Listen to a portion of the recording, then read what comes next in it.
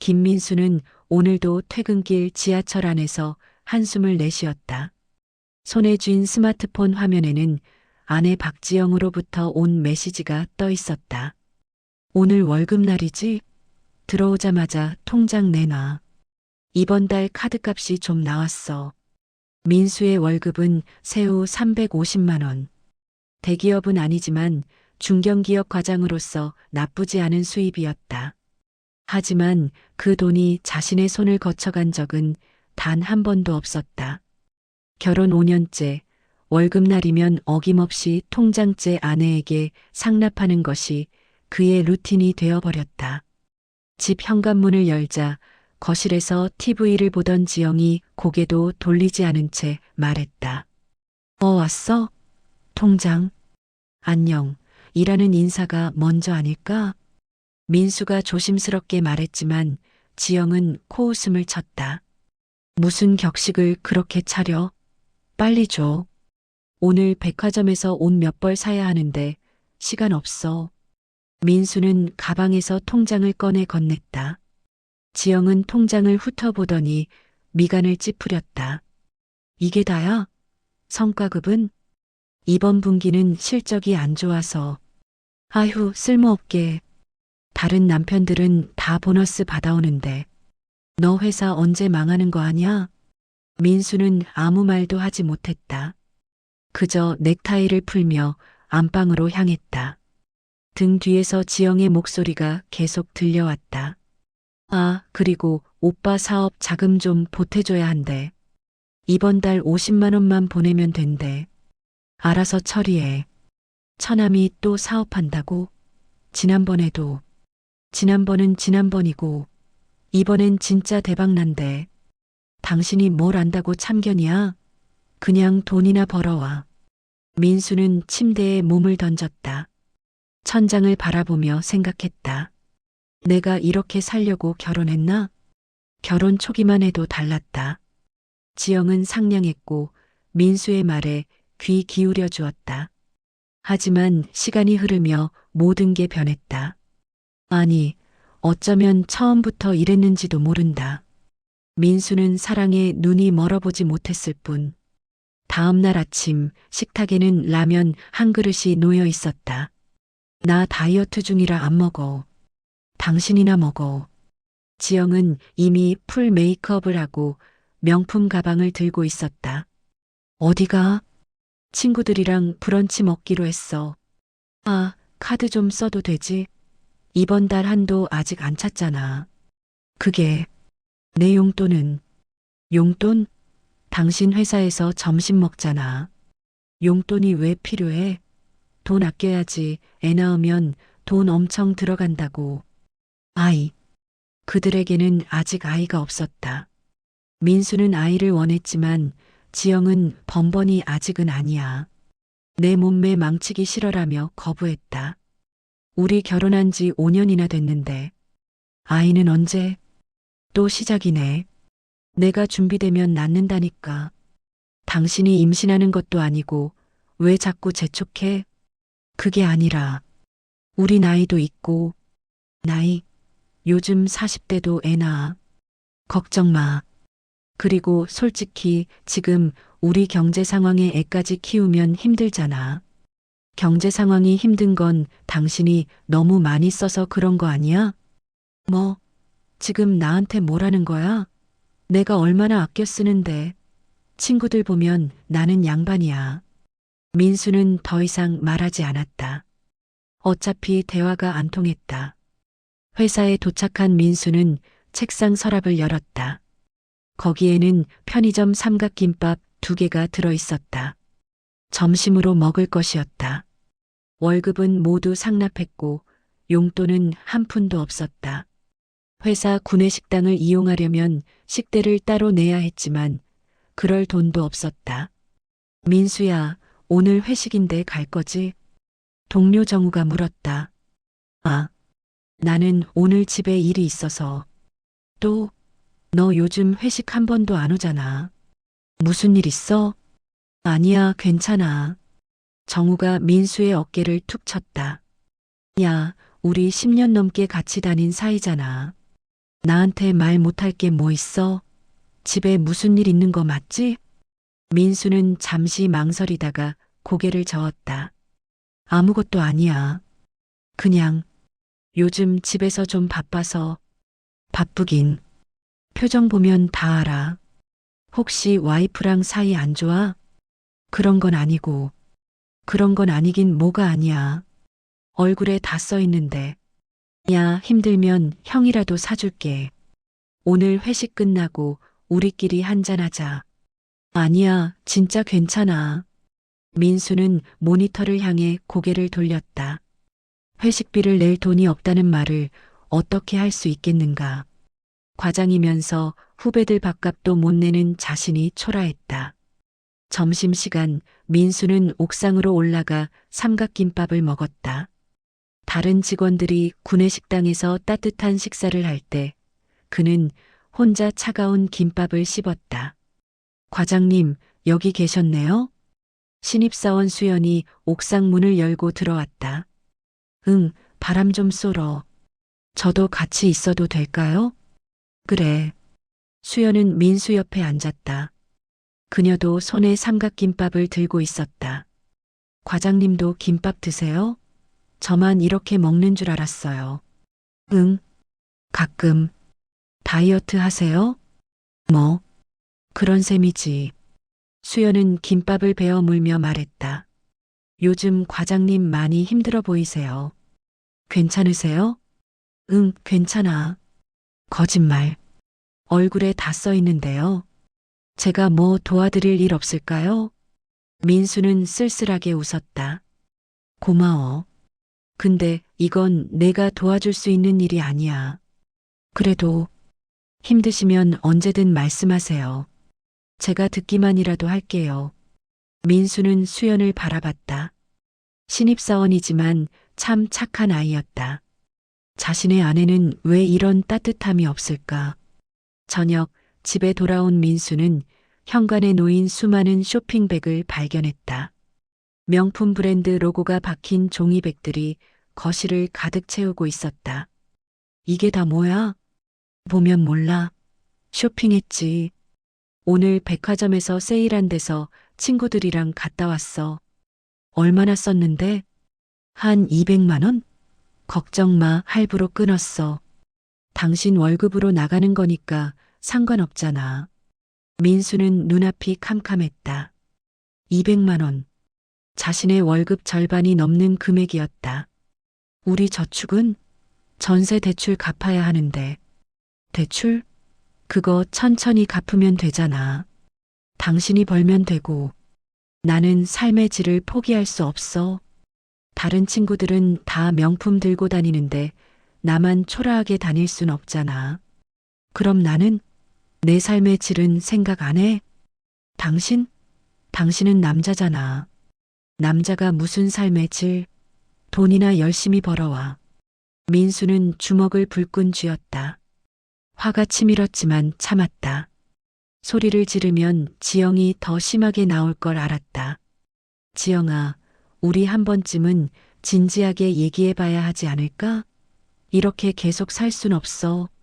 진지하게 얘기? 좋아. 그럼 말해봐.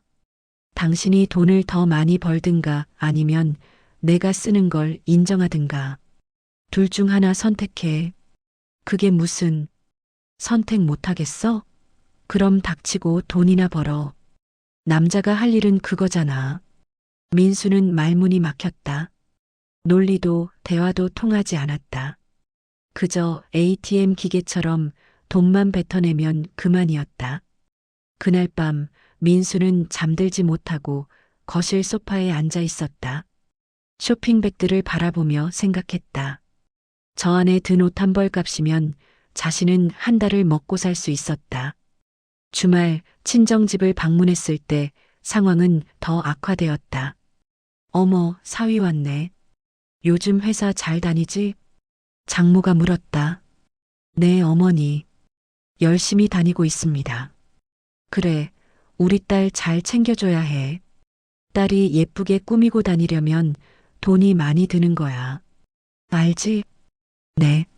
아, 그리고 말이야. 우리 아들 사업 자금 좀 보태줬다며? 고맙더라. 역시 사위가 제일이야. 이번에도 좀 더 보태주면 안 될까? 딱 100만 원만. 어머니, 그게 왜 못해? 가족인데 그것도 못해줘? 옆에 있던 처남이 거들었다. 매형, 이번 사업은 진짜 대박이에요. 투자하시면 나중에 2배로 돌려드릴게요. 지난번에도 그렇게 말했잖아. 그건 타이밍이 안 맞았을 뿐이에요. 이번엔 달라요. 블록체인 기반 NFT 사업인데 요즘 대세잖아요. 민수는 한숨을 쉬었다. 처남은 지난 5년간 온갖 사업을 다 했다. 커피숍, 치킨집, 온라인 쇼핑몰, 암호화폐. 하나도 성공한 게 없었다. 그때마다 민수의 돈이 들어갔고 돌려받은 적은 한 번도 없었다. 형, 이번엔 진짜예요. 제 친구가 이미 5천만 원 벌었다고요. 우리도 할 수 있어요. 그 친구 이름이 뭔데? 이름? 그게 익명이라서요. 암튼 진짜예요. 장인이 신문을 덮으며 끼어들었다. 사위, 가족이 어려울 때 도와주는 게 당연한 거 아닌가? 우리 딸 시집 보낼 때 얼마나 많이 들어갔는데. 그것도 다 잊었나? 민수는 할 말을 잃었다.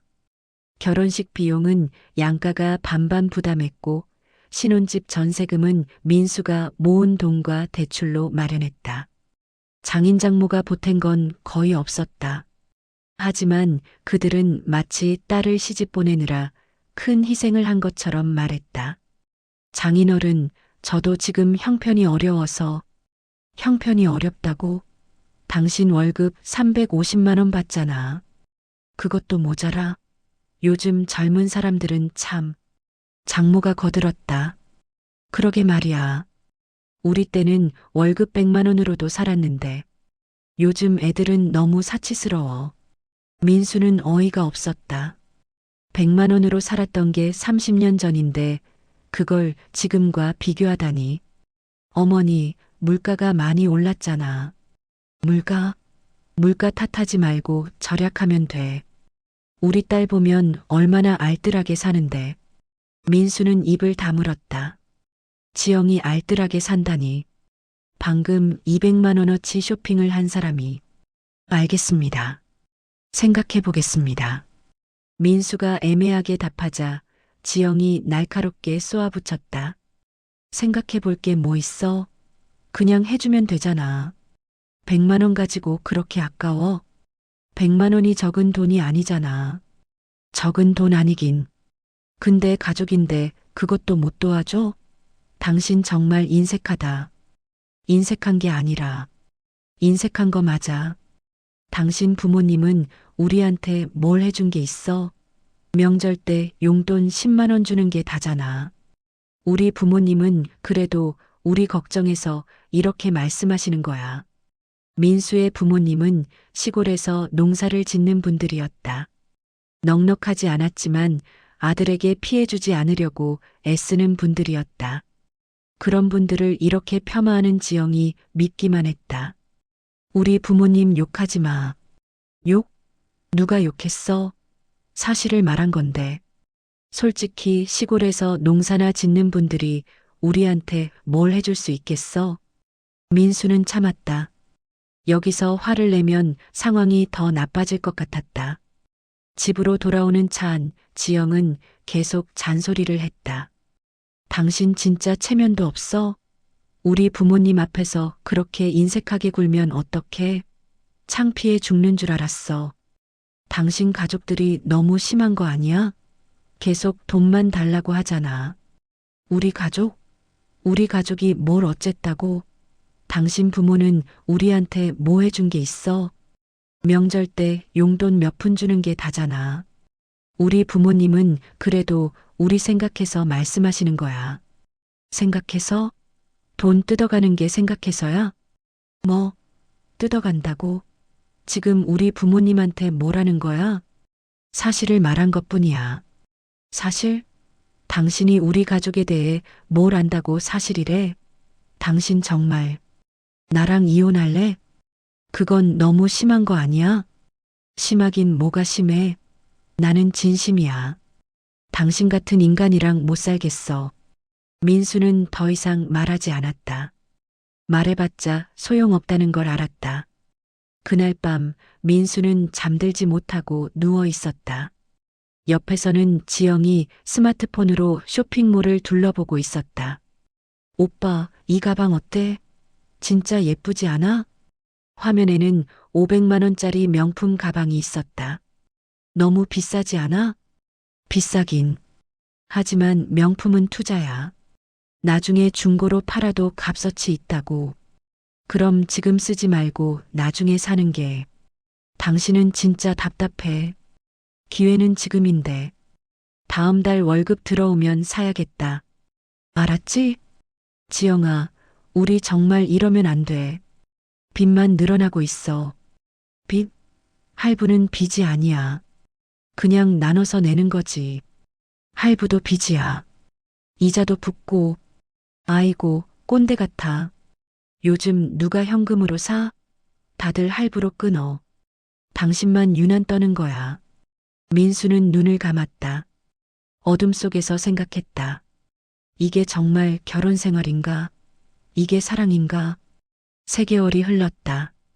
민수의 건강은 눈에 띄게 악화되고 있었다. 김 과장님, 얼굴이 왜 그래? 많이 안 좋아 보이는데. 후배 직원이 걱정스럽게 물었다. 괜찮아. 요즘 좀 피곤해서. 하지만 괜찮지 않았다. 가슴 통증이 자주 찾아왔고 숨이 가빠오는 증상이 나타났다. 스트레스성 협심증이었다. 하지만 병원에 갈 돈도 시간도 없었다. 어느 날 오후 회의 중이던 민수는 갑자기 가슴을 움켜쥐었다. 과장님, 괜찮으세요? 아, 괜찮아. 잠깐만. 하지만 통증은 점점 심해졌다. 민수는 바닥에 쓰러졌다. 119 불러. 빨리. 정우가 소리쳤다. 민수는 구급차에 실려 병원으로 옮겨졌다. 응급실에서 깨어난 그는 의사의 심각한 표정을 보았다. 과로와 스트레스로 인한 급성 협심증입니다. 계속 이렇게 지내시면 심근경색으로 이어질 수 있어요. 당장 휴식을 취하셔야 합니다. 입원은 얼마나 해야 하나요? 최소 일주일은 병원에 계셔야 합니다. 그리고 퇴원 후에도 한 달은 안정을 취하셔야 해요. 민수는 천장을 바라봤다. 입원비, 치료비, 돈 걱정이 먼저 들었다. 의사 선생님, 혹시 입원 안 하고 통원 치료는 안 될까요? 환자분 상태가 심각합니다. 입원 치료가 필수예요. 그래도 환자분 목숨이 중요해요. 돈은 나중에 벌 수 있지만 건강은 한 번 잃으면 돌이킬 수 없습니다. 그 순간 병실 문이 열리고 지영이 들어왔다. 그녀의 얼굴에는 걱정보다는 짜증이 가득했다. 갑자기 쓰러지면 어떡해? 나 친구들이랑 약속 있었는데 취소했잖아. 미안. 미안하긴. 그나저나 병원비는 얼마나 나와? 보험 되는 거 맞지? 의사가 놀란 표정으로 지영을 바라봤다. 남편이 생사의 기로에 섰는데 병원비를 걱정하다니. 보험으로 어느 정도 커버되지만 본인 부담금이 있을 겁니다. 얼마나요? 대략 200만 원 정도. 200만 원? 그게 어디서 나와? 지영이 소리쳤다. 환자분, 목소리 좀 낮춰주세요. 여기 병원입니다. 아, 네. 근데 진짜 200만 원이나 들어요? 중환자실 비용까지 포함하면 그 정도 나올 겁니다. 지영은 한숨을 쉬며 민수를 노려봤다. 당신 왜 이렇게 약해? 다른 남자들은 안 쓰러지던데. 민수는 아무 말도 하지 못했다. 아내는 자신의 건강이 아니라 병원비를 걱정하고 있었다. 의사가 나간 후 지영은 의자에 앉으며 말했다. 그리고 말이야, 당신 보험 좀 더 들어야 할 것 같아. 보험? 응. 만약에 당신한테 무슨 일 생기면 나는 어떻게 살아? 종신보험에 암보험, 상해보험까지 다 들어야 해. 보험금은 넉넉하게. 민수는 섬뜩함을 느꼈다. 아내는 자신이 죽었을 때를 걱정하는 게 아니라 보험금을 계산하고 있었다. 지영아, 나한테 무슨 일 생기길 바라는 거야? 무슨 소리야? 그냥 만약을 대비하는 거지. 요즘 당신 건강이 안 좋잖아. 현실적으로 생각하는 거야. 현실적으로. 그래. 만약 당신이 죽으면 나는 빚만 떠안게 되잖아. 그것보다는 보험금이라도 있어야 내가 살지. 나는 아직 안 죽었는데. 알아. 근데 만약을 대비하는 거라니까. 당신도 책임감 있으면 보험 좀 더 들어. 나를 위해서. 민수는 등골이 오싹했다. 아내의 눈빛이 너무 차가웠다. 지영아, 우리 지금 무슨 얘기를 하고 있는 거야? 현실적인 얘기지. 당신이 쓰러진 김에 생각해 봤는데 보험이 너무 적어. 최소 5억은 들어야 해. 5억? 응. 그래야 내가 빚 갚고 살 수 있지. 당신도 나를 사랑하면 그 정도는 해줘야지. 민수는 말문이 막혔다. 이게 사랑인가? 남편이 죽었을 때 받을 돈을 계산하는 게 사랑인가? 생각해 볼게. 뭘 생각해? 그냥 하면 되잖아. 당신 건강도 안 좋은데 안전장치 하나쯤은 있어야지. 그날 밤 민수는 병실 침대에 누워 천장을 바라봤다. 창밖으로 별이 보였다. 문득 죽으면 편할까 하는 생각이 들었다. 그러다 화들짝 놀라 고개를 저었다. 아니야. 나는 살아야 해. 이렇게 당할 순 없어. 퇴원 후 민수는 집에서 휴식을 취하며 지영의 행동을 관찰했다. 매일 나가서 친구들을 만나고 돌아와서는 쇼핑한 물건들을 자랑했다. 민수가 아픈 것에는 전혀 관심이 없었다. 오빠, 오늘 백화점에서 이거 샀어. 예쁘지? 응. 당신은 좀 어때? 아직도 아파? 응, 좀. 그래. 그럼 푹 쉬어. 나 나갔다 올게. 그리고는 현관문을 쾅 닫고 나갔다. 민수는 텅 빈 집에 혼자 남았다. 약을 먹으려는데 냉장고가 비어 있었다. 물조차 없었다. 민수는 힘들게 일어나 편의점으로 향했다. 집에서 나오는데 옆집 아주머니가 보였다. 어머, 민수 씨. 많이 아프시다면서요? 괜찮으세요? 네, 괜찮습니다. 와이프는요? 집에 안 계세요? 나갔어요. 에구, 남편이 아픈데 어딜 가요? 요즘 젊은 사람들은 참. 아주머니는 고개를 저으며 돌아갔다. 민수는 쓸쓸하게 웃었다. 어느 날 저녁 지영의 휴대폰이 울렸다.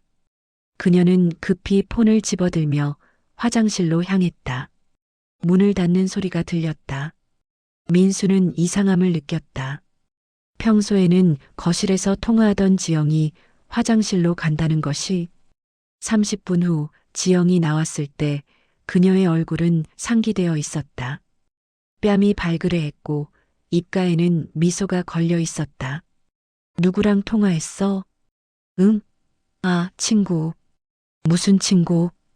대학 동창? 왜 그래, 의심하는 거야? 아니, 그냥. 통화가 길어서. 친구랑 오랜만에 통화했으니까 길지. 뭐 문제 있어? 아니. 하지만 민수의 직감은 뭔가 잘못되었다고 말하고 있었다. 지영의 표정, 목소리, 분위기. 모든 게 이상했다. 다음 날 지영이 외출한 사이 민수는 거실을 정리하다가 그녀의 가방에서 떨어진 영수증을 발견했다. 호텔 레스토랑 영수증이었다. 2인분 식사. 날짜는 지난주 수요일. 금액은 35만 원. 그날은 지영이 대학 동창 모임 있다고 한 날이었다. 하지만 동창 모임이라면 여러 명이 함께 식사했어야 했다. 2인분이라는 건 민수의 손이 떨렸다. 설마. 하는 생각이 들었지만 확신할 수 없었다. 그는 영수증을 사진으로 찍어 저장했다. 증거를 모아야 했다. 그날 밤 민수는 지영에게 조심스럽게 물었다. 지영아, 지난주 수요일에 어디 갔었어? 수요일? 동창 모임 갔다니까. 왜? 누구랑 만났어? 친구들이지. 왜 이래, 오늘? 기분 나쁘게. 그냥 궁금해서. 몇 명이나 모였어? 몇 명? 글쎄, 한 5명? 아니 6명? 정확히 기억 안 나는데. 그래, 재미있었어? 응, 나름. 왜? 아니, 그냥. 민수는 더 이상 묻지 못했다. 하지만 지영의 대답은 거짓말이었다. 영수증이 증명하고 있었다. 의심은 계속 커져갔다. 지영의 외출이 잦아졌고 휴대폰을 보는 시간이 늘어났다. 그리고 민수에게는 더욱 차갑게 대했다. 당신 언제까지 집에서 빈둥거릴 거야? 병가는 끝났잖아. 빨리 회사 나가서 돈이나 벌어와. 의사 선생님이 좀 더 쉬라고. 쉬긴 뭘 쉬어. 다른 사람들은 아파도 일하는데. 당신만 특별해? 우리 카드값 나가는 건 생각 안 해? 카드값은 당신이 쓴 거잖아. 내가 쓴 게 어때? 당신이 벌어다 주는 게 당연한 거지. 남편이 할 일 안 하면서 뭘 하는 거야? 민수는 아무 말도 하지 못했다. 자신의 건강보다 카드값이 중요한 아내. 이게 정상인가? 복직 후 첫 주 민수는 여전히 몸이 좋지 않았다. 가슴 통증이 계속되었고 어지러움도 느껴졌다. 하지만 지영의 압박에 못 이겨 출근했다. 과장님, 괜찮으세요? 얼굴이 안 좋은데. 응, 괜찮아. 하지만 괜찮지 않았다. 점심시간 민수는 옥상에서 약을 먹다가 우연히 지영의 SNS를 보게 되었다. 인스타그램을 열자 최근 올라온 게시물이 보였다. 지영이 고급 레스토랑에서 와인을 마시는 사진이었다. 해시태그는 데이트 행복 힐링 타임. 데이트? 민수는 사진을 자세히 봤다. 배경에 반사된 유리창을 확대하자 남자의 모습이 희미하게 보였다. 민수의 심장이 빠르게 뛰었다. 손이 떨렸다. 댓글을 보니 지영의 친구들이 오빠 잘생겼네. 남편분이야? 같은 말을 남겼다. 하지만 지영은 답글을 달지 않고 그냥 좋아요만 눌렀다. 민수는 계속 스크롤을 내렸다. 더 많은 사진들이 나왔다. 호텔 라운지, 고급 레스토랑, 카페. 모두 민수가 함께 간 적 없는 곳들이었다. 그리고 모든 사진에는 남자의 흔적이 있었다. 직접적으로 보이지는 않지만 반사된 모습, 그림자, 두 개의 커. 민수는 휴대폰을 꽉 쥐었다. 분노와 배신감이 밀려왔다. 오후 회의 시간 민수는 집중할 수 없었다. 계속 지영의 사진들이 머릿속에 맴돌았다. 김 과장, 의견이 어떻습니까? 부장의 질문에 민수는 정신을 차렸다. 죄송합니다. 다시 한번 말씀해 주시겠습니까? 괜찮습니까? 건강이 아직 안 좋은 것 같은데. 아닙니다. 괜찮습니다. 하지만 괜찮지 않았다. 민수는 그날 회의에서 제대로 참여하지 못했고 퇴근 후에는 곧장 집으로 향했다. 집에 도착하니 지영이 막 외출 준비를 하고 있었다. 어디가? 친구 만나러. 왜? 오늘 집에 있어. 우리 얘기 좀 하자. 얘기? 무슨 얘기? 나 바빠. 바빠도 얘기해야 해. 중요한 일이야. 지영은 짜증스럽게 한숨을 쉬었다. 뭔데? 빨리 말해. 당신, 누구 만나? 친구라니까. 왜 자꾸 캐묻는 거야? 남자친구. 지영의 얼굴이 순간 굳었다. 하지만 금방 평정을 되찾았다. 그래, 남자친구도 있어. 왜? 문제 있어? 있지. 당신 결혼했잖아. 결혼했다고 남자친구 만나면 안 돼? 그냥 친구야. 이상한 관계 아니고. 이 사진들은 뭐야? 민수는 휴대폰을 내밀었다. 인스타그램 사진들이었다. 지영의 눈빛이 흔들렸다. 그게 그냥 친구랑 밥 먹은 거야. 데이트라고 해시태그 달았잖아. 그건 친구들끼리 그냥 장난으로 쓰는 거야. 진짜 데이트 아니고. 거짓말하지 마. 나 다 알아. 뭘 안다는 거야? 당신이 뭘 알아? 지영의 목소리가 높아졌다. 호텔 레스토랑 영수증도 봤어. 2인분 35만 원짜리. 그날 동창 모임 간다고 하지 않았어? 지영의 얼굴이 창백해졌다. 그건 솔직하게 말해. 당신 바람 피우는 거 맞지? 바람? 웃기지 마. 그냥 친구야. 친구가 호텔 레스토랑에서 35만 원짜리 식사를 하나? 둘이서? 그게 뭐 어때서?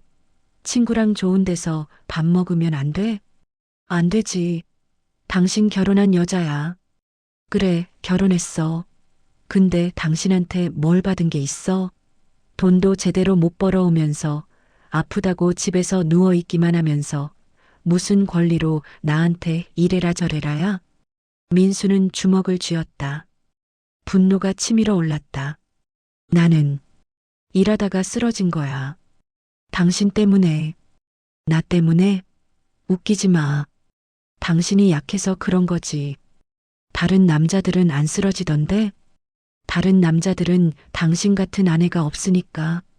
뭐, 당신이 날 죽이고 있어. 매일 돈 달라고, 카드값 내라고, 처남한테 돈 보내라고. 나는 ATM이 아니라고. ATM 맞잖아. 당신이 할 수 있는 게 그것밖에 없으니까. 그 말에 민수는 얼어붙었다. 결국 자신은 ATM이었다. 아내의 입에서 직접 확인했다. 그렇게 생각하는 거였어? 그럼 달리 뭐가 있어?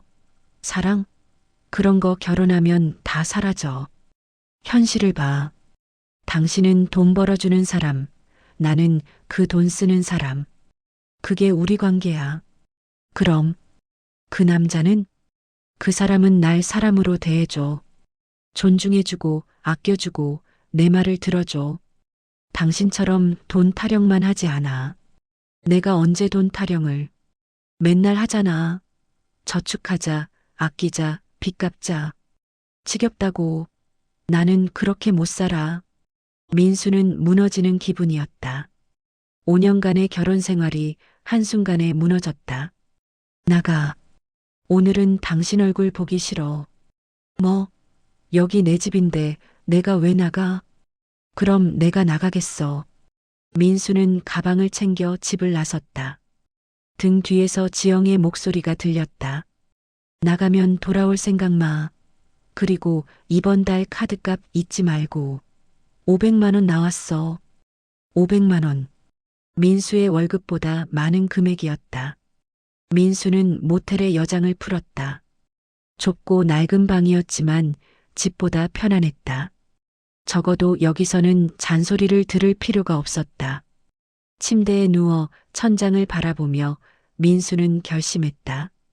이대로는 안 된다. 뭔가 바꿔야 한다. 그리고 그때 그의 머릿속에 한 가지 계획이 떠올랐다. 복수? 아니, 정당한 반격이야. 나도 이제 살아야 해. 다음 날 민수는 회사에 출근하자마자 인사팀을 찾았다. 월급 계좌를 변경하고 싶습니다. 계좌 변경이요? 이유가 있으신가요? 개인적인 사정입니다. 민수는 새로 만든 비밀 계좌 번호를 적어냈다. 지영이 전혀 모르는 오직 민수만 알고 있는 계좌였다. 전날 모텔에서 인터넷 뱅킹으로 만든 계좌였다. 이번 달부터 여기로 입금해 주세요. 알겠습니다. 서류에 사인해 주시면 됩니다. 첫 번째 계획이 실행되었다. 이제 월급은 더 이상 지영에게 상납되지 않을 것이다. 민수는 회사 화장실에서 거울을 봤다. 초췌한 얼굴이었지만 눈빛만은 살아있었다. 이제 시작이야. 점심시간 민수는 정우를 만났다. 형, 변호사 좀 추천해 줄 수 있어? 변호사? 왜? 무슨 일 있어? 이혼 상담 받으려고. 정우의 눈이 커졌다. 진짜야? 내가? 응, 알겠어. 내가 아는 변호사 있어. 가족법 전문이야. 연락처 줄게. 고마워. 민수야, 힘들면 언제든 말해. 내가 도와줄게. 응, 고마워. 그날 저녁 민수는 변호사 사무실을 찾았다. 40대 중반의 여성 변호사가 그를 맞이했다. 김민수 씨 맞으시죠? 앉으세요. 네, 감사합니다. 어떤 일로 오셨는지 말씀해 주세요. 민수는 지난 5년간의 이야기를 했다. 지영의 과소비, 정서적 학대, 그리고 외도 의혹까지. 변호사는 메모를 하며 들었다. 증거는 있으신가요? 카드 사용 내역, SNS 사진, 호텔 영수증. 이 정도 있습니다. 좋습니다. 하지만 외도를 입증하려면 좀 더 확실한 증거가 필요해요. 문자 메시지나 통화 내역 같은 것들이요. 어떻게 구해야 하죠? 합법적인 방법으로만 가능합니다. 불법 감청이나 해킹은 안 돼요. 혹시 부인 휴대폰 비밀번호 아세요? 1234. 너무 쉬워서 기억하고 있어요. 그럼 부인이 자리 비웠을 때 확인해 보세요. 부부 사이에서 휴대폰을 확인하는 건 불법이 아닙니다. 민수는 고개를 끄덕였다. 그리고 지금부터 모든 대화를 녹음하세요. 부인이 당신에게 하는 폭언, 모욕. 다 증거가 됩니다. 알겠습니다. 재산 분할은 어떻게 하고 싶으세요? 집은 제 명의고 대출도 제가 갚고 있어요. 최대한 제가 가져가고 싶어요. 그럼 부인의 잘못을 최대한 입증해야 합니다. 증거를 많이 모으세요. 상담을 마치고 나온 민수는 결심이 더욱 굳어졌다. 월급날이 다가왔다. 지영은 평소처럼 민수에게 전화했다. 오늘 월급날이지? 통장 가져와. 월급 안 들어왔어. 뭐? 무슨 소리야? 회사 사정이 안 좋아서 월급이 밀렸어. 다음 달에나 받을 수 있대. 그게 무슨 말도 안 되는 소리야? 당신 회사 중견기업이잖아. 월급이 밀려? 요즘 경기가 안 좋아서 어쩔 수 없어. 그럼 우리 카드값은 어떡하고? 이번 달에만 500만 원 넘게 나가는데. 그건 알아서 해야지. 뭐? 내가 알아서 해? 당신이 벌어다 줘야지. 나도 어쩔 수 없어. 월급이 없는데 어떻게 해? 전화 너머로 지영이 물건을 집어던지는 소리가 들렸다. 당신 지금 장난해? 진짜 월급 안 나왔어? 진짜야. 거짓말. 틀림없이 숨기고 있는 거야. 숨기긴 뭘 숨겨. 통장 보여줄까? 당장 집에 와. 확인할 거야. 민수는 침착하게 대답했다. 알았어. 갈게. 집에 도착하자 지영이 현관에서 기다리고 있었다. 통장 내놔. 민수는 예전 통장을 꺼내 건넸다. 물론 그 통장에는 월급이 들어있지 않았다. 지영은 통장을 확인했다. 입금 내역이 없었다. 이상하네. 진짜 안 들어왔네? 그랬잖아. 회사에 무슨 문제 있는 거 아니야? 혹시 망하는 거 아니야? 글쎄, 나도 걱정이야. 지영은 휴대폰을 꺼냈다. 회사에 전화해 볼 거야. 해봐. 근데 개인정보라서 안 가르쳐 줄 거야. 지영은 정말로 민수의 회사에 전화했다. 하지만 예상대로 인사팀에서는 개인정보라며 알려주지 않았다. 진짜 월급이 밀린 건가? 그렇다니까. 지영은 소파에 주저앉았다. 멍한 표정이었다. 그럼 카드값은 어떻게 내? 당신이 알아서 해야지. 내가 어떻게 알아서 해? 나 돈 없는데. 그럼 친정에 도움 요청하든지. 우리 부모님이 무슨 돈이 있어. 그럼 어쩔 수 없지. 민수는 냉정하게 말했다. 속으로는 통쾌함을 느꼈다. 평생 자신을 ATM으로 대한 대가를 치르는 것이었다. 일주일이 지나자 지영은 패닉 상태에 빠졌다.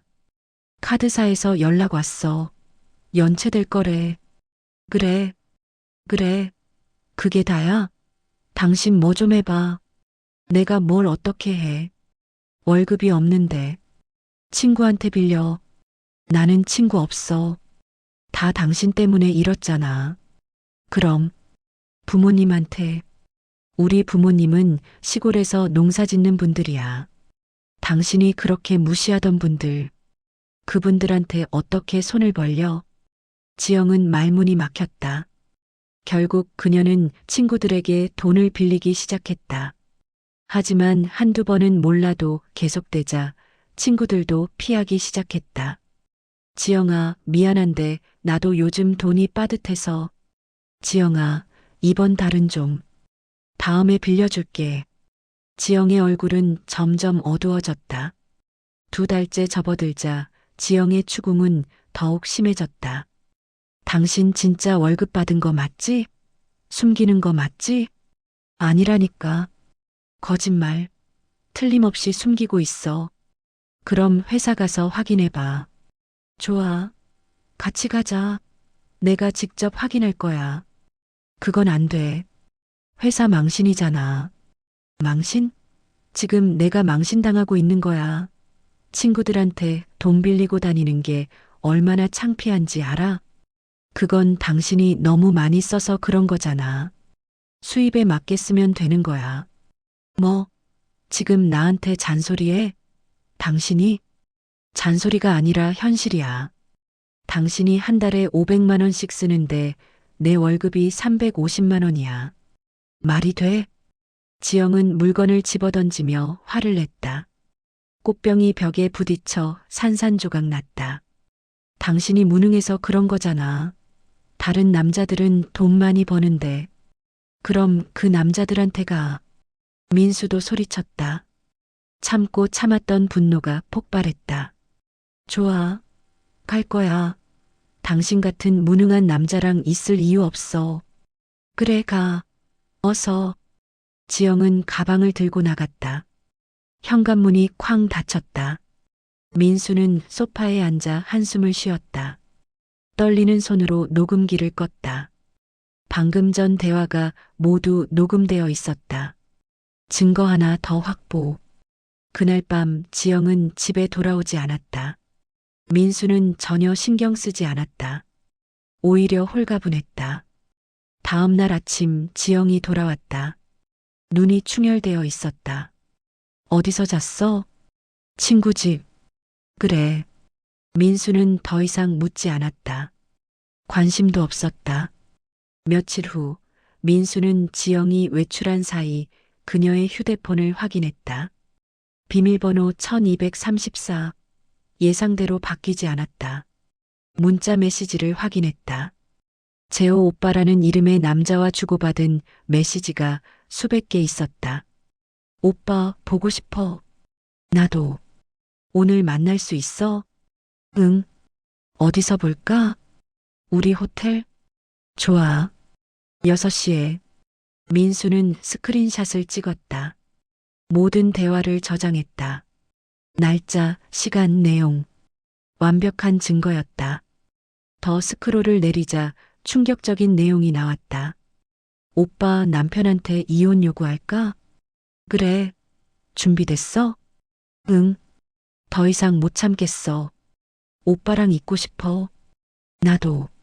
그 사람 재산은 어떻게 돼? 집이 있어. 근데 대출 많아. 그래도 반은 받을 수 있잖아. 그렇긴 한데. 보험금이 더 클 것 같아. 보험금? 응. 5억 드러났거든. 오빠 혹시 그런 위험한 생각은 하지 마. 그냥 이혼해. 알았어. 사랑해. 나도. 민수는 손이 떨렸다. 보험금. 지영은 정말로 자신의 죽음을 바라고 있었다. 모든 메시지를 저장하고 민수는 휴대폰을 제자리에 놓았다. 지영이 돌아오기 전에. 그날 저녁 지영이 돌아왔을 때 민수는 평소처럼 행동했다. 왔어? 응. 어디 갔다 왔어? 친구 만났어. 왜? 아니, 그냥. 민수는 TV를 보는 척했다. 하지만 머릿속에서는 계획을 세우고 있었다. 다음 날 민수는 변호사를 다시 찾았다. 이런 증거들을 확보했습니다. 변호사는 스크린샷들을 보며 고개를 끄덕였다. 훌륭합니다. 이 정도면 외도를 충분히 입증할 수 있어요. 그리고 이 대화, 보험금 관련된 부분은 심각하네요. 저도 충격이었습니다. 이혼 소송에서 매우 유리한 위치에 있습니다. 위자료도 청구할 수 있어요. 위자료는 필요 없습니다. 그냥 깨끗하게 헤어지고 싶어요. 그래도 받을 수 있는 건 받는 게. 아니요. 저는 그 사람한테서 아무것도 원하지 않습니다. 그냥 자유만 주면 됩니다. 변호사는 민수를 바라봤다. 그의 눈에는 결연함이 보였다. 알겠습니다. 그럼 재산분할만 진행하도록 하죠. 일주일 후 지영은 민수를 따라 나섰다. 정말로 회사까지 따라왔다. 여기서 뭐해? 당신 월급 받는지 확인하려고. 회사 앞까지 와서 창피하게. 창피한 건 당신이지. 어서 들어가. 나는 여기서 기다릴 거야. 민수는 어쩔 수 없이 회사로 들어갔다. 지영은 정말로 밖에서 기다렸다. 퇴근 시간 민수가 나오자 지영이 달려왔다. 월급 받았어? 아직 안 나왔다니까. 거짓말. 분명 받았을 거야. 지영은 민수의 주머니를 뒤지기 시작했다. 사람들이 쳐다봤다. 동료들도 이상한 눈빛으로 바라봤다. 그만해. 창피하게. 창피하면 돈 내놔. 민수는 지영을 떼어내고 급히 자리를 떠났다. 지영은 뒤따라왔다. 도망가지 마. 어디 숨겼어? 말해. 이런 상황이 계속되었다. 지영은 민수를 미행하고 감시하고 의심했다. 민수의 휴대폰을 몰래 확인하려 했고 은행 거래 내역을 요구했다. 은행 앱 보여줘. 싫어. 왜? 숨길 게 있으니까 그러는 거지. 프라이버시야. 프라이버시? 부부 사이에 무슨 프라이버시야? 어서 보여줘. 민수는 거부했다. 지영은 점점 더 폭주했다. 어느 날 새벽 민수가 잠든 사이 지영은 그의 휴대폰을 가져갔다. 비밀번호를 해제하려 했지만 실패했다. 민수가 비밀번호를 바꿔놨기 때문이다. 비밀번호가 뭐야? 새벽에 깬 민수는 지영이 자신의 휴대폰을 만지작거리는 걸 발견했다. 뭐 하는 거야? 비밀번호 가르쳐줘. 싫어. 뭐? 싫어. 숨길 게 있으니까 그러는 거지. 숨길 것 없어. 그냥 프라이버시 존중해 달라는 거야. 프라이버시는 무슨, 당신 분명 다른 여자 있지? 무슨 소리야? 아니면 왜 이렇게 숨겨? 월급도 숨기고 휴대폰도 숨기고. 지영아, 당신 지금 정상이 아니야. 정상 아닌 건 당신이지. 분명 뭔가 숨기고 있어. 지영의 의심은 점점 커져갔다. 그녀는 민수가 바람을 피운다고 확신하기 시작했다. 당신 요즘 늦게 들어올 때 많잖아. 누구 만나? 야근했다니까. 야근? 거짓말. 틀림없이 여자 있어. 민수는 한숨을 쉬었다. 자신이 만난 건 변호사였다. 이혼 준비를 위해서였다. 하지만 그 사실을 말할 수는 없었다.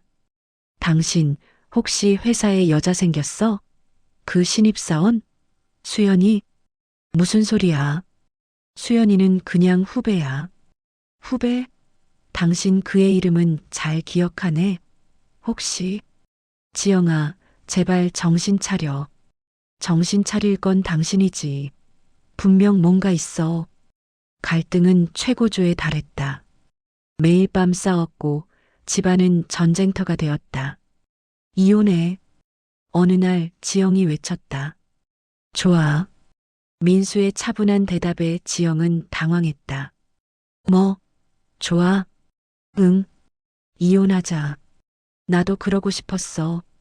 당신이 먼저 이혼하자고 한 거야. 녹음했어. 지영은 급히 휴대폰을 꺼냈다. 상관없어. 어차피 이혼할 거니까. 위자료 받을 거야. 당신이 나한테 한 거 생각하면. 내가 뭘 했는데? 월급을 못 준 것밖에 없는데. 그건 회사 사정이고. 거짓말. 분명 숨겼어. 증거 있어? 없으면 무고죄로 고소할 수도 있어. 지영은 말문이 막혔다. 민수가 이렇게 강하게 나올 줄 몰랐다. 좋아. 이혼하자. 근데 재산 분할 받을 거야. 이 집도 반은 내 거고. 그래. 법대로 하면 돼. 민수는 이미 변호사와 상담을 끝낸 상태였다. 집은 민수 명의였고 대출도 민수가 갚고 있었다. 지영이 가져갈 건 많지 않았다. 그리고 말인데, 재호 오빠한테 물어봐. 내가 얼마나 받을 수 있는지. 민수가 갑자기 던진 말에 지영의 얼굴이 하얗게 질렸다. 뭐? 뭐라고? 재호? 당신 애인. 그 사람한테 물어보라고. 당신, 어떻게, 다 알아. 호텔에서 만난 것도, 문자 주고받은 것도, 나 죽이고 보험금 받으려던 것도. 지영은 주저앉았다. 얼굴이 창백했다. 그건, 증거 다 있어. 스크린샷도 찍었고. 당신, 내 휴대폰 봤어? 응. 비밀번호 1234. 너무 쉬웠어. 지영은 말을 잇지 못했다. 내일 이혼 소장 제출할 거야. 변호사 선임해. 법정에서 보자. 민수는 침실로 들어가 문을 닫았다. 밖에서 지영이 우는 소리가 들렸다. 하지만 민수는 전혀 동요하지 않았다.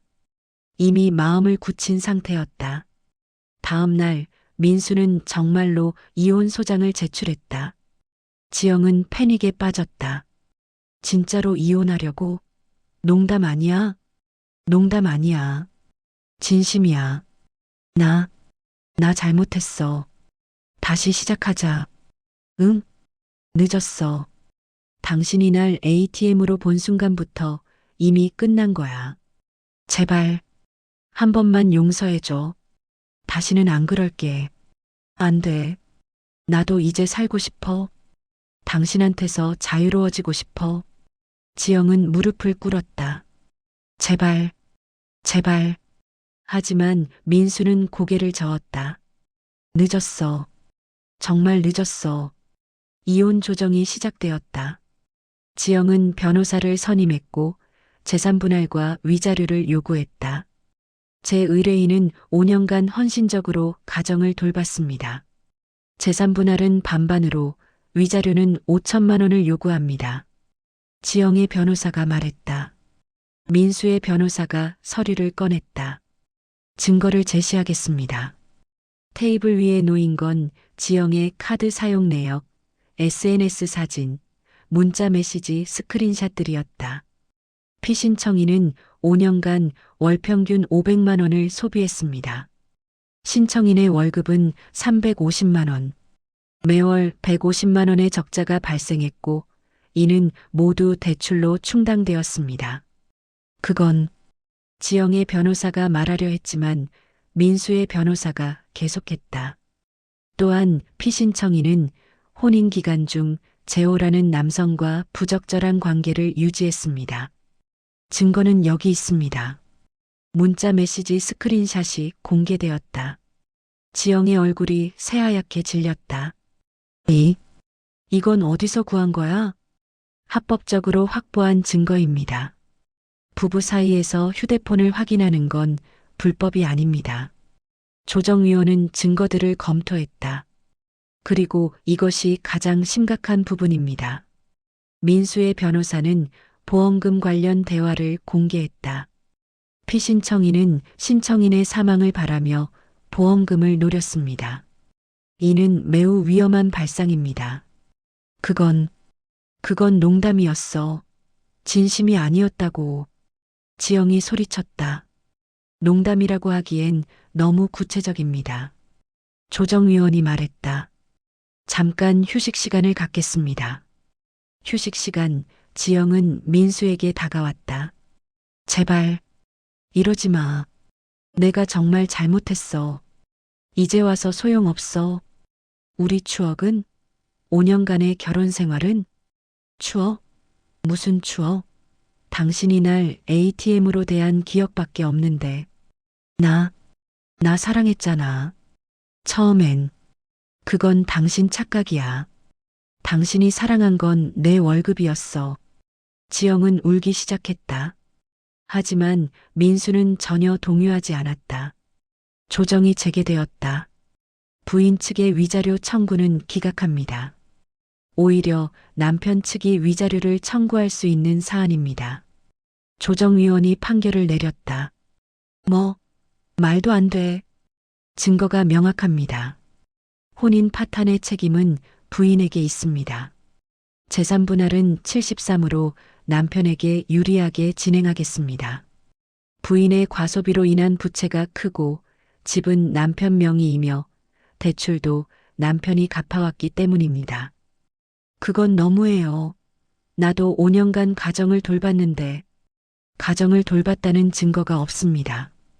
오히려 남편을 정서적으로 학대한 증거는 많습니다. 지영은 주저앉았다. 최종 판결은 민수에게 유리하게 나왔다. 집은 민수가 가져가고 빚도 민수가 갚기로 했다. 지영이 가져간 건 거의 없었다.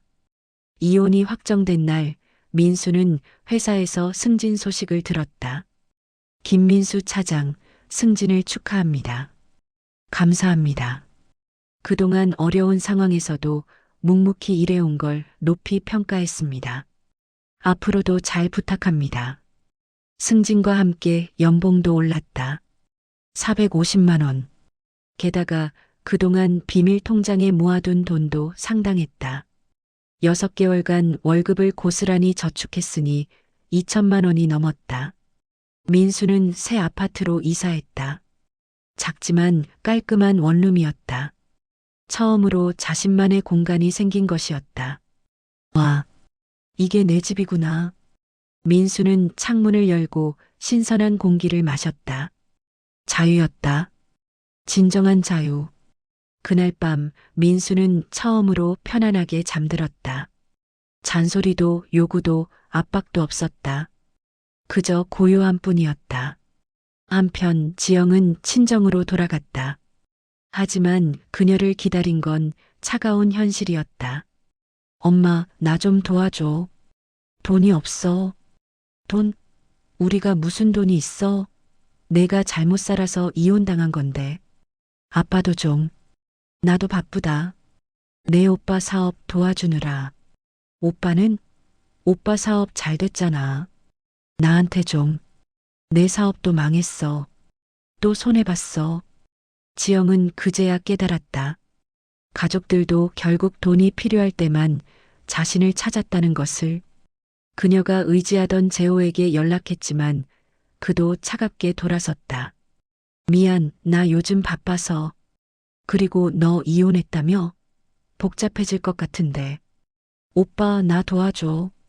돈 빌려준 거 기억하지? 그거라도 갚아줘. 그거 그냥 선물이었어. 갚을 생각 없었는데. 하지만 그리고 솔직히 말하면 너 이혼녀잖아. 나랑은 안 어울려. 미안. 그냥 재미로 만난 거였어. 진심은 아니었어. 전화가 끊겼다. 지영은 무너졌다.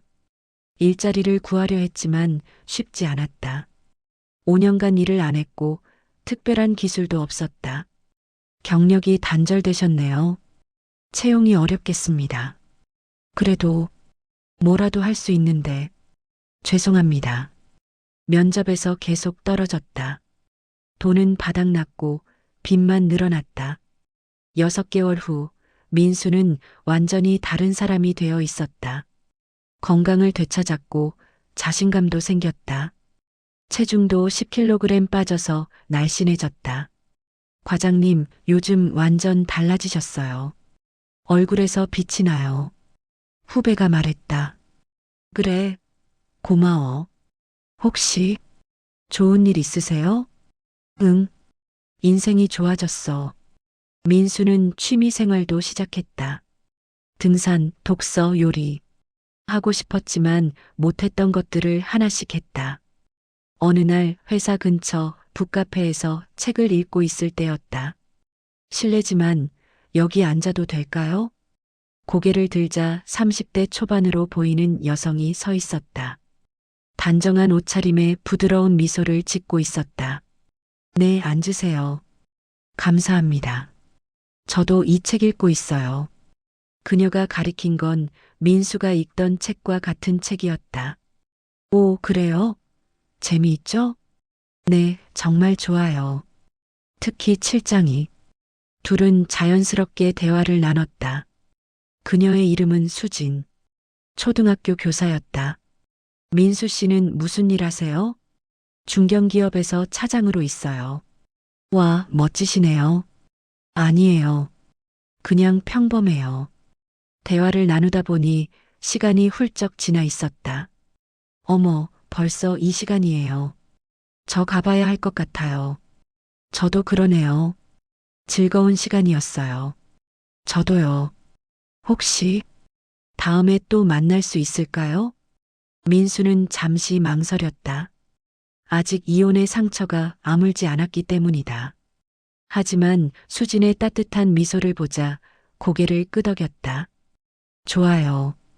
둘은 연락처를 교환했다. 그날 밤 민수는 오랜만에 두근거림을 느꼈다. 하지만 동시에 두려움도 있었다. 또 상처받으면 어떡하지? 다음 주말 둘은 다시 만났다. 한강공원을 걸으며 대화를 나눴다. 민수 씨는 어떤 사람이에요? 저요? 글쎄요. 평범한 사람이에요. 평범하지 않아요. 책을 읽는 사람은 평범하지 않아요. 요즘 사람들은 책 안 읽잖아요. 수진 씨도 읽잖아요. 그러네요. 우리 둘 다 특별한 거네요. 둘은 웃었다. 혹시 결혼하신 적 있어요? 수진이 조심스럽게 물었다. 민수는 잠시 망설였다. 하지만 솔직하게 말하기로 했다. 네. 최근에 이혼했어요. 아, 죄송해요. 괜한 질문했네요. 아니에요. 괜찮아요. 오히려 이혼이 제게는 자유였어요. 자유요? 네. 힘든 결혼 생활이었어요. 이혼하고 나서야 살 것 같아요. 수지는 민수를 바라봤다. 그의 눈에는 슬픔보다 희망이 보였다. 힘드셨겠어요. 네. 하지만 이제는 괜찮아요. 오히려 그 경험이 저를 강하게 만들었어요. 멋지네요. 상처를 딛고 일어서는 모습이. 수진 씨는 어때요? 결혼하신 적 있어요? 아니요. 한 번도 없어요. 좋은 사람을 만나지 못했어요. 그래요? 네. 요즘 남자들은 다들 겉만 번지르르 하고 속은 별로더라고요. 제 생각도 똑같아요. 여자들도요. 둘은 다시 웃었다. 시간이 흐르며 둘은 자주 만났다. 영화를 보고 맛있는 음식을 먹고 등산도 갔다. 수지는 민수와 달랐다. 그녀는 민수를 존중했고 그의 말에 귀 기울였다.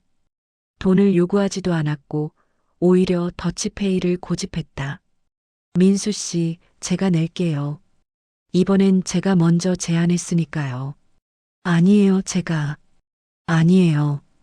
저도 돈 벌어요. 당연히 제 몫은 제가 내야죠. 민수는 감동했다. 지영과는 완전히 다른 모습이었다. 어느 날 수진이 민수의 과거에 대해 물었다. 민수 씨, 전 부인과는 왜 헤어지셨어요? 말하기 싫으면 안 해도 돼요. 민수는 잠시 생각하다가 솔직하게 말했다. 제 전 부인은 저를 사람으로 보지 않았어요. ATM으로 봤죠. ATM이요? 네. 돈만 뱉어내는 기계. 5년간 그렇게 살았어요. 수진의 눈에 놀람이 보였다. 그런 사람도 있어요? 네. 제 월급은 매달 통째로 가져갔고, 카드는 한도까지 썼고, 저한테는 용돈 한 푼 안 줬어요. 그럼 민수 씨는 어떻게? 점심은 편의점 김밥으로 때웠어요. 회식도 못 갔고요. 돈이 없어서 수지는 민수의 손을 잡았다. 정말 힘드셨겠어요. 힘들었어요. 근데 더 힘들었던 건 정서적 학대였어요. 매일 무시당하고 모욕당하고 존중받지 못했어요. 그래서 이혼하신 거예요? 네. 더 이상 못 참겠더라고요. 그래서 계획을 세웠어요. 월급 계좌를 바꾸고 증거를 모으고 민수는 그간의 이야기를 들려줬다. 수지는 조용히 들었다. 잘하셨어요. 그런 관계는 끊어야 해요. 그런데 가끔은 제가 너무한 건 아닌가 싶어요. 아니에요. 민수 씨는 정당하게 대응하신 거예요. 오히려 참고 견딘 게 대단한 거예요. 수진의 말에 민수는 위로를 받았다. 고마워요. 이렇게 들어줘서. 아니에요. 저야말로 민수 씨를 만나서 기뻐요. 진짜 괜찮은 사람이에요. 민수는 오랜만에 누군가에게 인정받는 느낌을 받았다. 진심으로 자신을 대하는 사람이 있다는 게 신기했다. 몇 달이 더 지나고 둘의 관계는 깊어졌다. 어느 봄날 벚꽃이 흐드러진 공원에서 민수는 수진에게 말했다. 수진 씨, 제가 다시 사랑할 수 있을까요? 무슨 말씀이세요? 전 부인 때문에 상처가 깊어서요. 똑같은 일이 반복되면 어떡하나 두려워요. 수지는 민수의 손을 꽉 잡았다. 민수 씨, 모든 사람이 전 부인 같지 않아요. 저는 달라요. 알아요. 근데 두려운 거 이해해요. 하지만 그 두려움 때문에 행복을 포기하면 안 돼요. 민수 씨는 행복할 자격이 있어요. 민수의 눈에 눈물이 맺혔다. 정말 저랑 함께 할 수 있겠어요? 물론이죠. 저는 민수 씨를 사랑해요. 돈 때문이 아니라 민수 씨라는 사람 자체가 좋아요. 그날 둘은 사귀기 시작했다. 1년 후 민수는 다시 결혼을 생각하게 되었다. 하지만 이번에는 달랐다. 서로 존중하고 사랑하는 관계였다. 수진 씨, 저와 결혼해 주시겠어요? 벚꽃이 흐드러진 같은 공원에서 민수는 무릎을 꿇었다. 네, 그럼요. 기꺼이요. 수진의 눈에서 눈물이 흘러내렸다.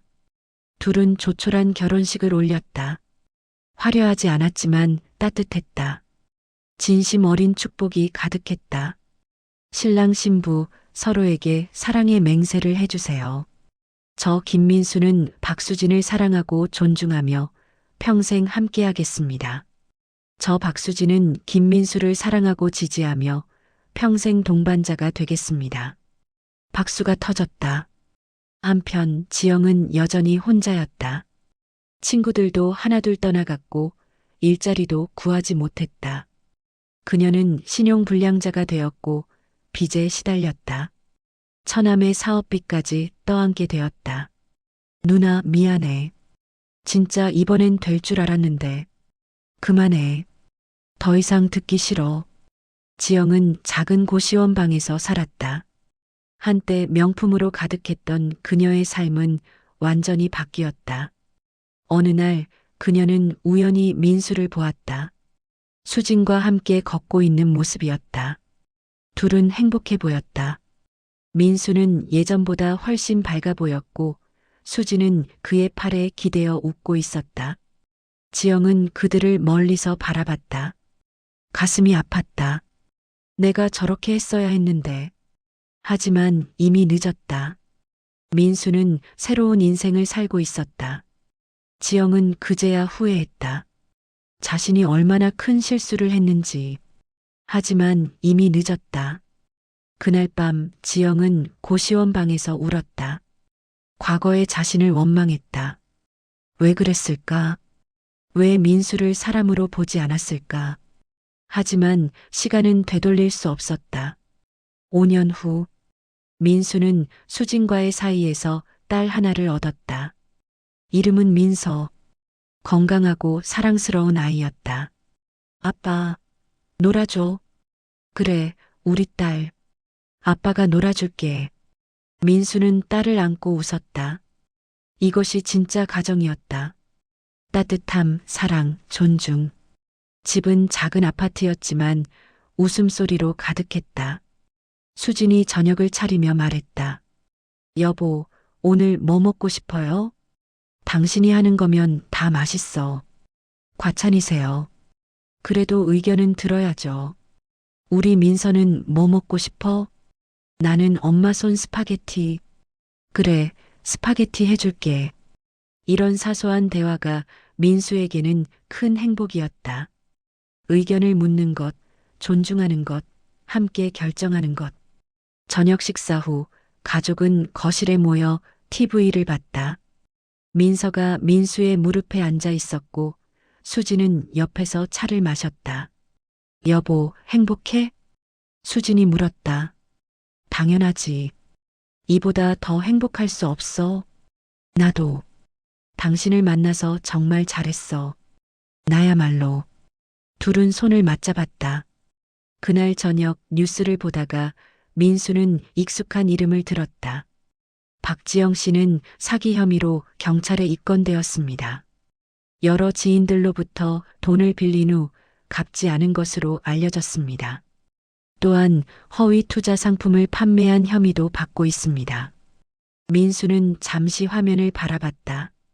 지영의 초췌한 모습이 보였다. 수갑을 찬 채 고개를 숙이고 있었다. 수진이 물었다. 전 부인이죠? 응. 안타깝네요. 그렇지. 하지만 자신이 선택한 길이야. 민수는 더 이상 지영에게 아무런 감정도 느끼지 않았다. 연민도 분노도 없었다. 그저 자신과는 다른 인생을 사는 사람일 뿐이었다. 민서야, 자러 가자. 응. 민수는 딸을 안고 방으로 갔다. 침대에 눕히고 책을 읽어줬다. 아빠, 나는 커서 뭐가 될까? 민서가 되고 싶은 거 뭐든지 될 수 있어. 진짜? 진짜. 아빠가 응원해 줄게. 엄마도? 엄마도 물론이지. 민서는 환하게 웃었다. 책을 다 읽고 민서가 잠들자 민수는 창문가로 갔다.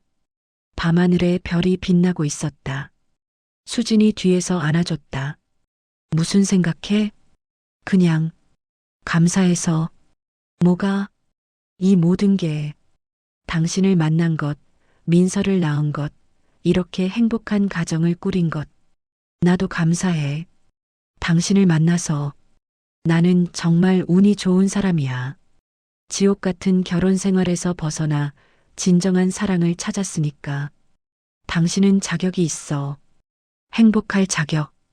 민수는 수진을 꼭 안았다. 창밖으로 별이 빛나고 있었다. 민수는 가족들을 바라보며 미소 지었다. 이제 그는 ATM이 아니었다. 사랑받는 남편이자 아버지였다. 그리고 그것으로 충분했다. 10년 후 민수는 임원으로 승진했고 수지는 교감 선생님이 되었다. 민서는 이제 중학생이 되어 밝고 건강하게 자라고 있었다. 둘째 아들 민준도 태어나 가족은 더욱 화목했다. 누나, 같이 놀아. 알았어, 민준아. 남매는 사이좋게 놀았다.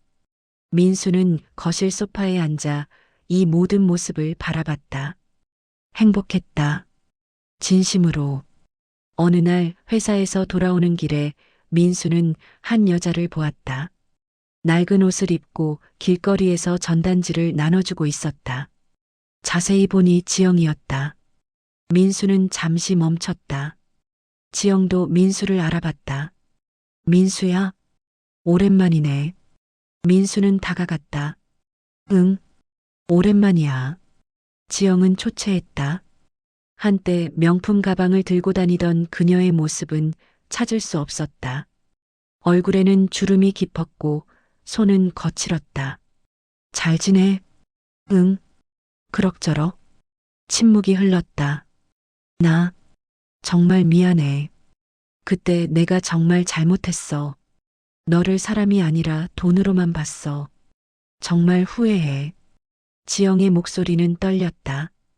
민수는 고개를 끄덕였다. 알아. 하지만 이제는 상관없어. 나는 내 인생을 살고 있으니까. 너 잘 사는 것 같아. 들었어. 재혼했다며? 아이도 낳고. 응, 행복해. 잘 됐다. 진심이야. 내가 행복하니까 나도 조금은 위로가 돼. 너도 다시 시작할 수 있어. 늦지 않았어. 진심으로 반성하고 바꾼다면. 지영의 눈에 눈물이 맺혔다. 고마워. 그 말. 민수는 주머니에서 10,000원짜리 몇 장을 꺼내 건넸다. 이거라도. 됐어. 나 괜찮아. 그래도 받아. 지영은 결국 돈을 받았다. 손이 떨렸다. 고마워. 그리고 정말 미안해. 내가 나한테 해준 거 생각하면 나는 정말 최악이었어. 다 지난 일이야. 이제 앞만 보고 살아. 너는 정말 좋은 사람이야. 내가 그걸 몰랐어. 민수는 고개를 저었다. 나도 완벽한 사람은 아니야. 다만 서로 존중하는 관계를 원했을 뿐이야. 알아. 이제 알아. 너무 늦게. 침묵이 흘렀다. 잘 살아. 지영아. 너도 행복해. 진심으로. 민수는 돌아서 걸어갔다. 뒤돌아보지 않았다. 집에 도착하자 민서가 달려왔다. 아빠, 어디 갔다 왔어? 응, 잠깐 산책하고 왔지. 오늘 숙제 도와줄 거지? 그럼, 아빠가 도와줄게. 수진이 부엌에서 나왔다. 여보, 손 씻고 와요. 저녁 먹어요. 그래. 민수는 손을 씻으며 거울을 봤다. 거기에는 행복한 남자가 서 있었다. 흰머리가 조금 생겼지만 눈빛은 밝았다. 그는 깨달았다. 인생은 선택의 연속이라는 것을, 그리고 자신은 올바른 선택을 했다는 것을. ATM에서 인간으로 돌아온 그의 이야기. 하지만 그의 인생은 계속되고 있었다. 더 밝고 더 따뜻하게. 저녁 식탁에 온 가족이 모였다. 자, 다 같이 먹자. 잘 먹겠습니다. 잘 먹겠습니다. 웃음소리가 집안을 가득 채웠다. 민수는 이 순간이 진짜 행복이라는 걸 알았다. 돈도 명품도 과시도 필요 없었다. 그저 서로를 사랑하고 존중하는 가족이면 충분했다. 그는 수진과 아이들을 바라보며 생각했다. 이게 바로 내가 원했던 삶이야. 창밖으로 해가 지고 있었다. 하지만 민수의 인생에는 새로운 아침이 밝아오고 있었다. 15년 후, 지영은 작은 분식집을 운영하고 있었다. 화려하지 않았지만 정직하게 일했다. 손님들은 그녀의 떡볶이가 맛있다고 했다. 사장님, 오늘도 맛있었어요. 감사합니다. 또 오세요. 지영은 미소를 지었다. 진심 어린 미소였다. 그녀는 변했다. 더 이상 명품을 탐하지 않았고 남을 이용하려 하지도 않았다. 과거의 잘못을 뼈저리게 반성했고 새로운 삶을 살기 위해 노력했다. 가게 문을 닫고 지영은 작은 원룸으로 돌아갔다. 소박했지만 깨끗했다. 벽에는 한 장의 사진이 붙어 있었다. 민수와 함께 찍은 결혼 사진이었다. 유일하게 남아있는 과거의 흔적이었다. 미안해, 민수야. 정말 미안해. 지영은 사진을 바라보며 속삭였다. 그녀는 더 이상 민수를 찾지 않았다. 그가 행복하다는 걸 알았고 그것으로 충분했다. 너는 좋은 사람을 만났구나.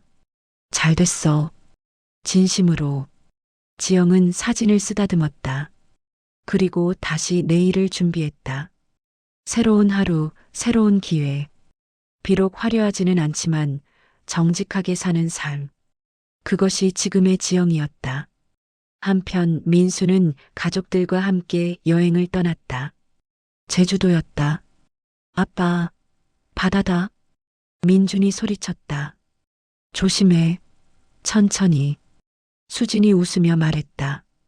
민서는 아빠의 손을 잡고 걸었다. 아빠, 나 대학 가면 교사가 될래. 그래. 왜? 엄마처럼 아이들을 가르치고 싶어?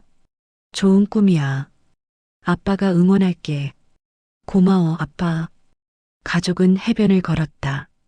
석양이 아름다웠다. 민수는 가족들을 바라보며 생각했다. 나는 정말 행복한 사람이야. 그리고 그는 확신했다. 진정한 행복은 돈이 아니라 서로를 존중하고 사랑하는 관계에서 온다는 것을, ATM이 아닌 한 명의 인간으로 살아가는 것. 그것이 민수가 찾은 진정한 자유였다.